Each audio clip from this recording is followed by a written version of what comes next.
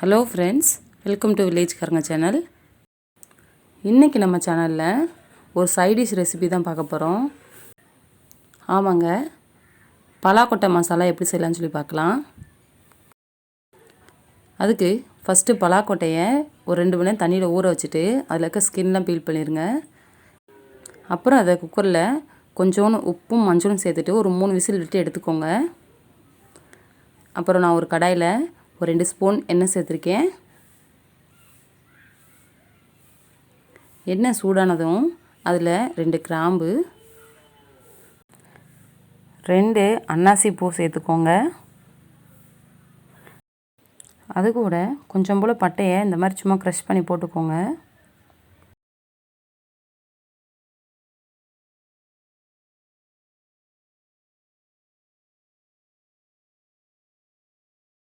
இப்போது அதெல்லாம் பொரிஞ்சதும் அதில் நான் பொடியை நறுக்கி வச்சுருக்கேன் வெங்காயம் சேர்த்துக்கிறேன்.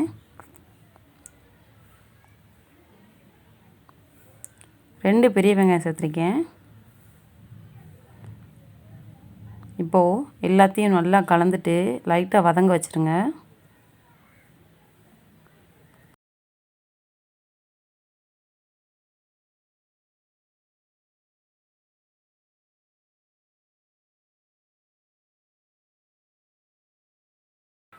அது லைட்டாக வதங்கினதும் அதில் கொஞ்சம் போல் கருவேப்பிலை சேர்த்துக்கிறேன்.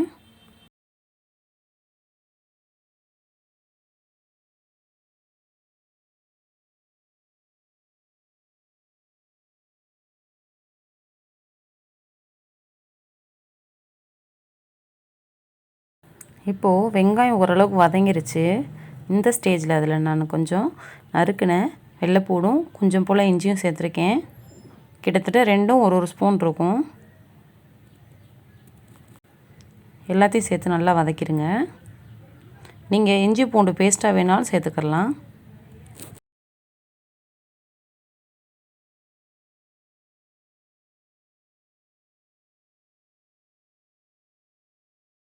இப்போது எல்லாம் நல்லா வதங்கினதும் அதில் நான் 2 தக்காளி நறுக்கி வச்சதை சேர்த்துக்கிறேன்.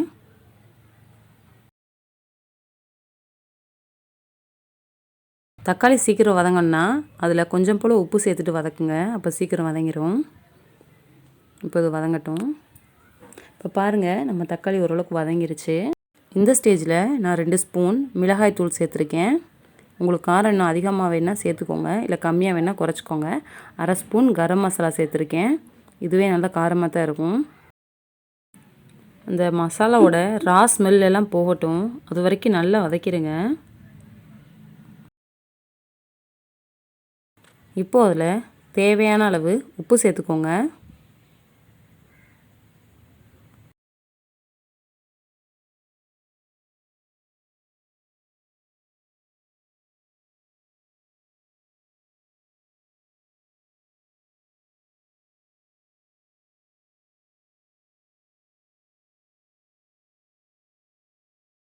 இப்போது மசாலா ஸ்மெல்லாம் போயிட்டு ஓரளவுக்கு கிரேவி ரெடி ஆயிடுச்சு.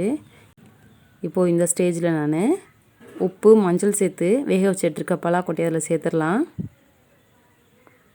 நான் ஒரு 30 போல் பலாக்கொட்டை சேர்த்துருக்கேன்.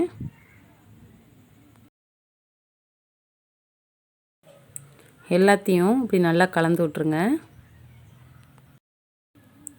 பலாக்கொட்டையை நான் வேக வைக்கிறதுக்கு முன்னாடி கொஞ்சம் நீட்டாக நறுக்கி வச்சுட்டேன். உங்களுக்கு வேணால் நீங்கள் முழுசாக கூட சேர்த்துக்கலாம்.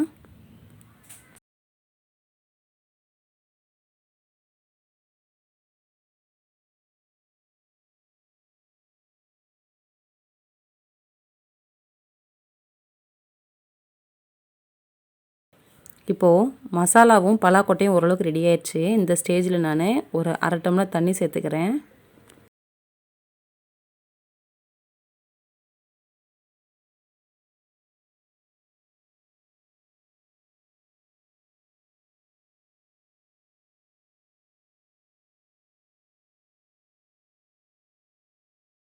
இதை இப்படி நல்லா கலந்துட்டு ஒரு 5 நிமிஷம் அப்படியே வச்சுருங்க. இப்போது அந்த பலாக்கொட்டையில் இந்த மசாலாவோட காரம்லாம் நல்லா இறங்கியிருக்கும். இப்போது தண்ணி ஓரளவுக்கு வற்றிருச்சு. உங்களுக்கு வேணுன்னா இந்த ஸ்டேஜில் நீங்கள் ஆஃப் பண்ணிக்கலாம். இல்லை இன்னும் கொஞ்சம் சுருள சுருள வதக்கணுனாலும் வதக்கிடலாம். நான் இன்னும் ஒரு 5 நிமிஷம் அப்படியே வச்சுருக்க போகிறேன்.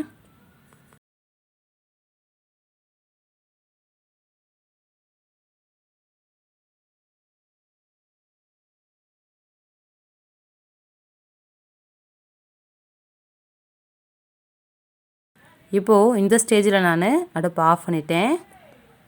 பாருங்கள், சூப்பரான பலாக்கொட்டை மசாலா தயாராகிடுச்சு. இந்த பலாக்கொட்டை மசாலா தயிர் சாதம், சாம்பார் சாதத்துக்கெலாம் சூப்பரான காம்பினேஷனாக இருக்கும். கண்டிப்பாக நீங்கள் ட்ரை பண்ணி பாருங்கள். இந்த ரெசிபி உங்களுக்கு பிடிச்சிருந்தா லைக் பண்ணுங்கள், ஷேர் பண்ணுங்கள். அப்புறம் நீங்கள் இன்னும் வில்லேஜ்காரங்க சேனலை சப்ஸ்கிரைப் பண்ணலைன்னா சப்ஸ்கிரைப் பண்ணிடுங்க. அடுத்த ரெசிபியில் சந்திக்கலாம். நன்றிங்க.